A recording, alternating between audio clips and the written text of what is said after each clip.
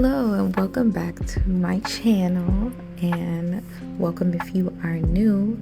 Let's get straight into today's video. I'm starting off with cleaning my tools off before I prep my nails, and I do this just to practice having healthy and safe habits with my tools and just making sure that they're clean for every nail set that I do. This just ensures that I don't get any infections, and I just like to do a quick little inspection of my tools to just make sure everything is good and I can go ahead and prep my nails.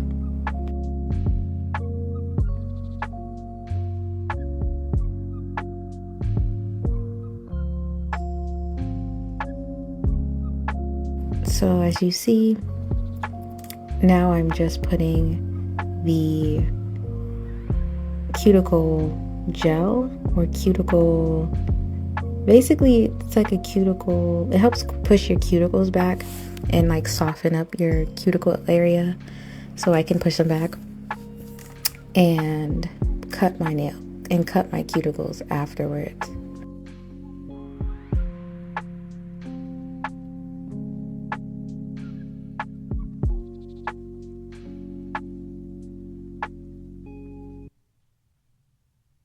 Now what you see is a little mistake I made. I think I just kind of went in and then I just forgot. I was like, wait, I have to push my cuticles back, duh. So I just wanted to show my little mistake. And with how I cut my cuticles, I know it might look like I'm like kind of pulling upwards or like tugging. I do want to try a different method of like trying to get the whole cuticle all at once, so that way I don't have to do that, but it doesn't hurt and I don't feel any pain. But I'm not sure if it's really the safest way or the best way to do it, but it's currently the way that I've been working with, and I make sure to be careful and not cut away too much on my cuticle, because then that will just lead to an open wound and nobody wants that.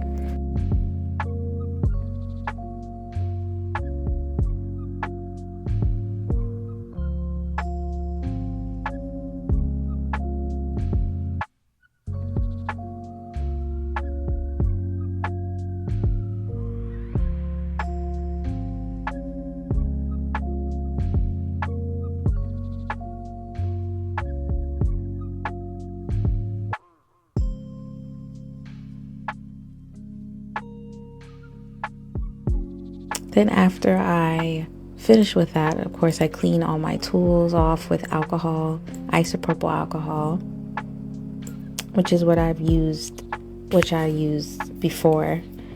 I use isopropyl alcohol to clean off my tools. I've heard about barbicide, but I don't know how good that is in the long run, or if it makes your tools rusty. I don't know if I heard somewhere that it makes your tools rusty, or can, if you probably leave it in overnight. So I don't know, but who knows, I might do that in the future.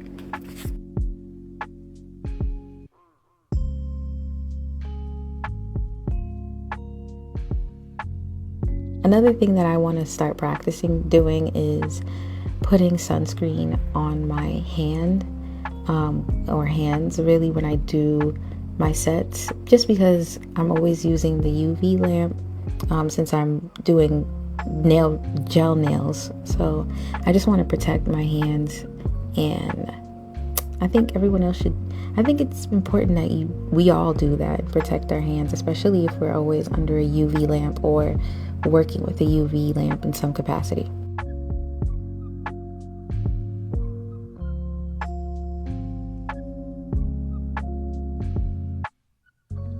Now you see me doing my favorite pop-off method, which is applying oil to my nail bed, and I like to rub that in. To just save the length of the video, I didn't show how long, but I really take my time with rubbing in the oil in my nail cuticle, and I try not put too much, but I always kind of end up slipping up and putting too much. So I think in the future it might be best to get a dropper just so that way you can save yourself from having excess oil on your nail beds. And then after that, I use a matte top coat. I clean off my edges and my walls on my nail, just to make sure I don't have any matte top coat spilling out or spilling over onto my skin. Nobody wants that either, especially when you're curing, because you will feel a spike or a burn around your cuticle or nail bed or just nail plate on your skin somewhere when you don't wipe off the excess. So I do that, and I do this process 2 times, so just to ensure that I have a solid foundation, and it really works well for me, and it really does no damage to my nails, so that's why it's my favorite method. And then now I'm just doing my famous not my famous, but like my little, I don't know if I should just call this like fake Gel X method because these aren't Gel X tips that I'm using. These are tips from Shein, and I don't know, I'm working with them the best I can and have been for all these nail sets, but in the future I'm definitely gonna get Gel X nails or Gel X nails so that I can actually have a better fit for my nails, because they are very deep, as I've mentioned in another video before. But yeah, I'm just curing them, and I use the gooseneck lamp to do that, and I put it on a lower setting. I don't put it at its highest setting, and that really helps to save me from getting heat spikes.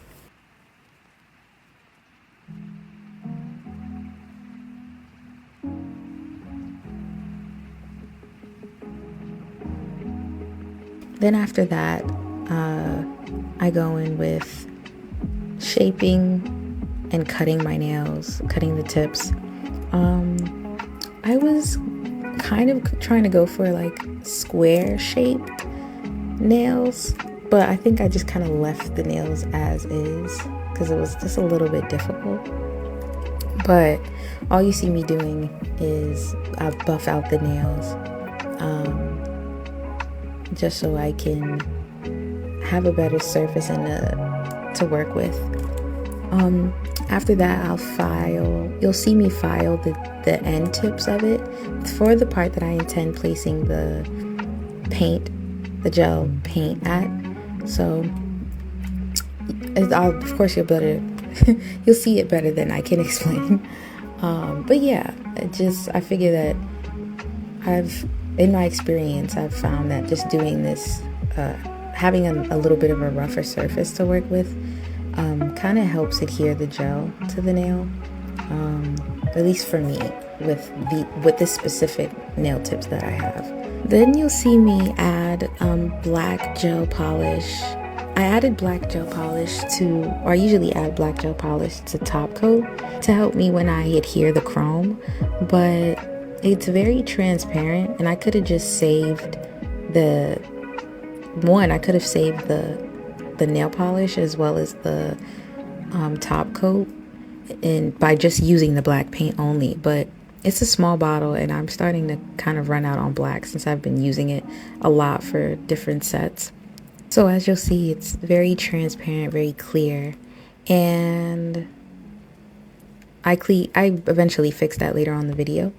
But also, I was not sure what kind of nail. I didn't know if I wanted to do a French tip or if I wanted to just do the nails like straight, to have a straight line through. But eventually you see what I decide, especially, with the thumbnail of this video. So I did that, and that's my first time. I forgot what you call that type of style. I'm probably going to look it up somewhere, but yeah, it's the first time doing that style.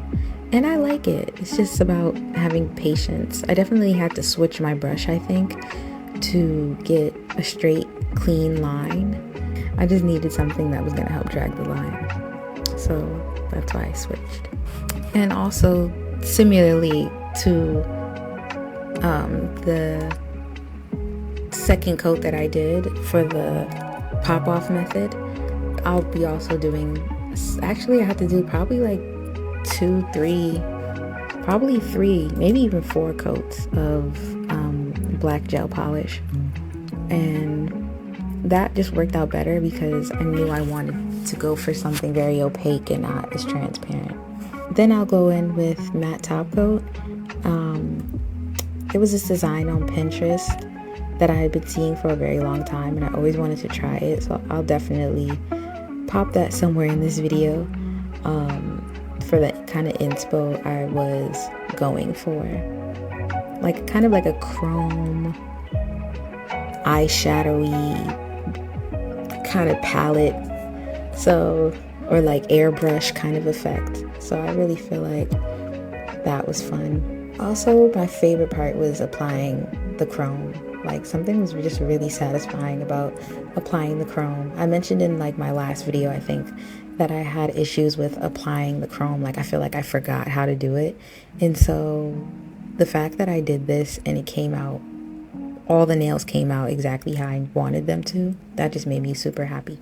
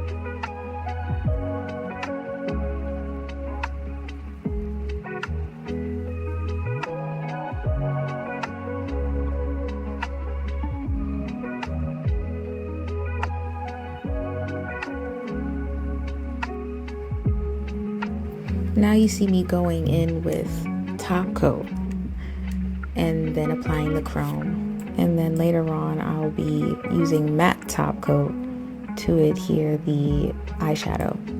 Overall, I feel like there was a lot of layering to the point where it was very thick. It became very thick, the paint, because it was so many layers of the black gel polish I did. So, and then on top of that, the top coat and then the matte top coat. So it became very thick. I don't know how I can make that better. It was still very doable, and the nails still look great at the end, but it was just a slight bit thick.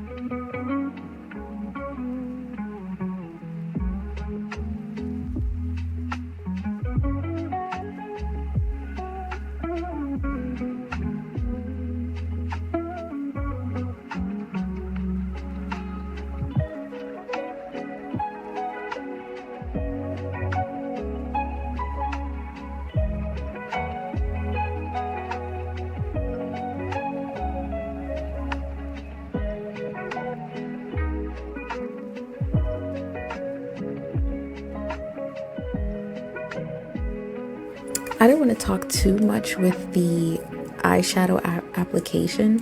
It's kind of self-explanatory of how I did it. I used, I guess you could say, like an eyeshadow kind of brush that had a nice like flat cut.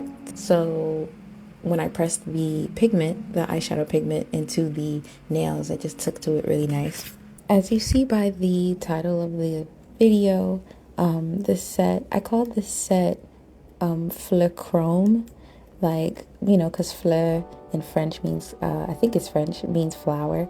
So I just want to switch it up, and I like the name. It just had a really nice ring to it. But that's what I thought immediately of spring, and I knew I wanted to do a chrome set. Like I said, like I've been looking on Pinterest, and I used a lot of that as reference for this nail set, and I thought it would be really fun to have chrome on flowers, but then do something with the chrome that has color to it. So I added the eyeshadow pigment, like I said, and that's what I was thinking about, just spring, chrome, and flowers.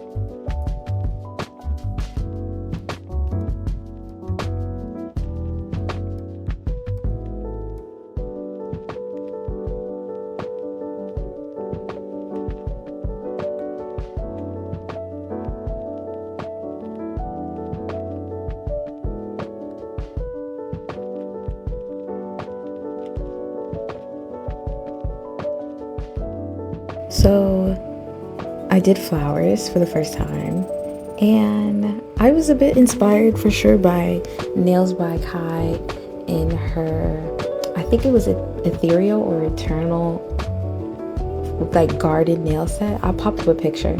So I was just like, oh, that's so cool, like when I watched that video. So I was definitely inspired by that a bit for sure. And that was the inspiration for the thumb. But I wanted something different. Like, I just wanted to change it up. At first, going in, I really didn't have a plan for this set. Like, nothing was completely thought out. Nothing. Like, I had references in my mind, references on Pinterest that I was looking to, but I just dived in, and I really feel like it was pretty fun. I was a bit surprised of how the nail came out for the thumb. With this set, I just wanted something different. I just wanted something different that I've personally never seen before, but just also something I've never done before. And I feel like that's what I got in this set. This is the first time that of course in this video, if you've seen any other of my videos so far, I haven't done anything this detailed, and I feel like this was the first intentionally detailed. Like, I'm thinking of my Christmas set that I did, and I was trying to do something, but like, I didn't really like that design for real. Like, I like the shaping, but I said that then too, that video was more for shaping, and this was more about some challenging, I don't know, just putting things together and just seeing what comes of it, honestly. So I don't want to keep talking, but I'm definitely going to be going in and out as I have been already. So of course I'll just pop right back in where I need to.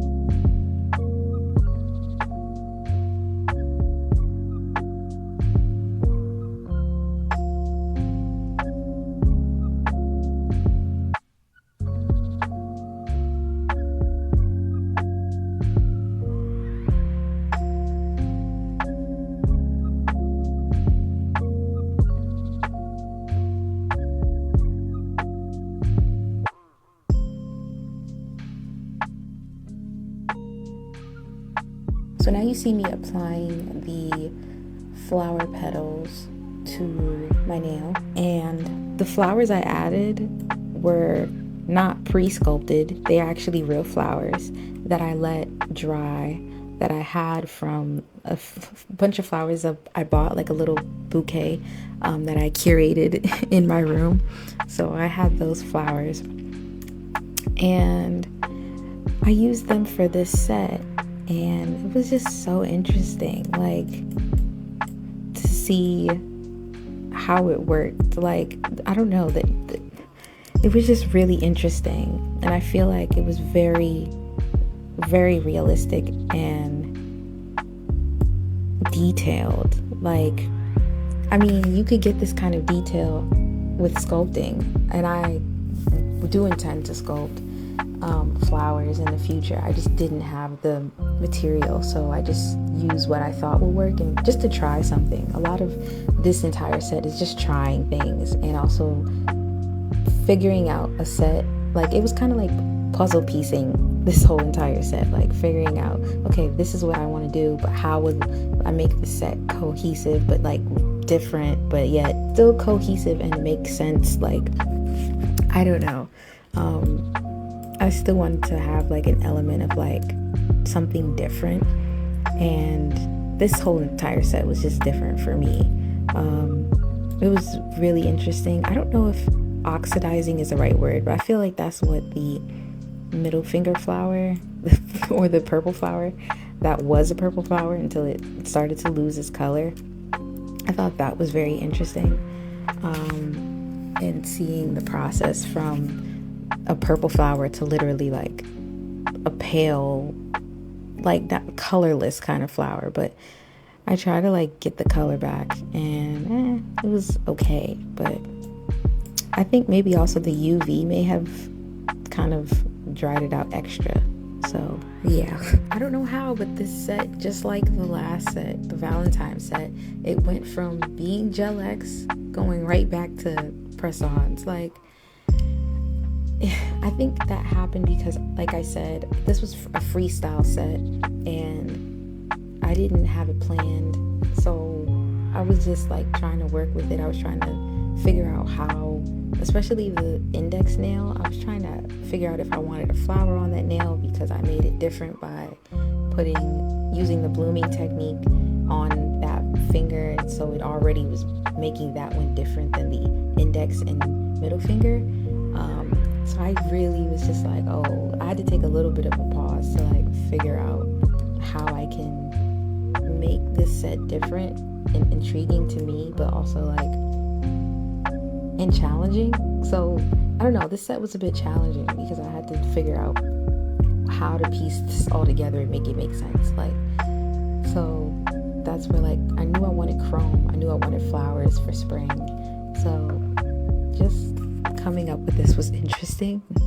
So I don't know what you would call this method or way of going about it, but I just took the nails off. I popped the nails off and then just made them press-ons. So now I'm just going to fall back, let you guys enjoy the rest of the video, and I'll come back when we get towards the final result.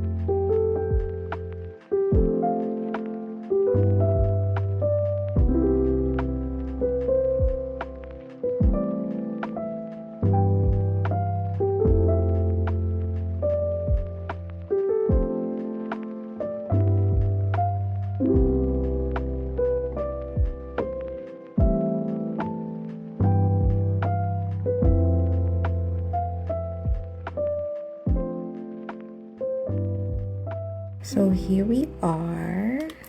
This is the final result of the nails, and this was fun. This was interesting. I like them. I like them in their own right.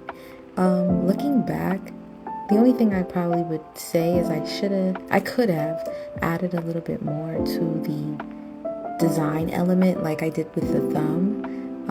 I could have added a little bit of that Fleur, the green vines.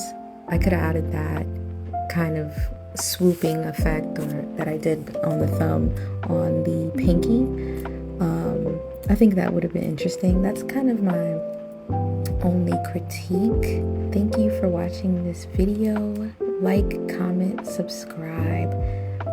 I would love to hear your feedback about this nail set, what you thought about it, which nail did you like, and what would you have done different, or what would you add to the set. So I would love to hear you guys' comments, and yeah, chat with me. I'm here. I'll always be here. Once again, thank you for watching my video. Thank you for staying. Comment if you stayed all the way to the entire video, and keep those notifications on as well so you can be notified when I drop another video, and see you next time.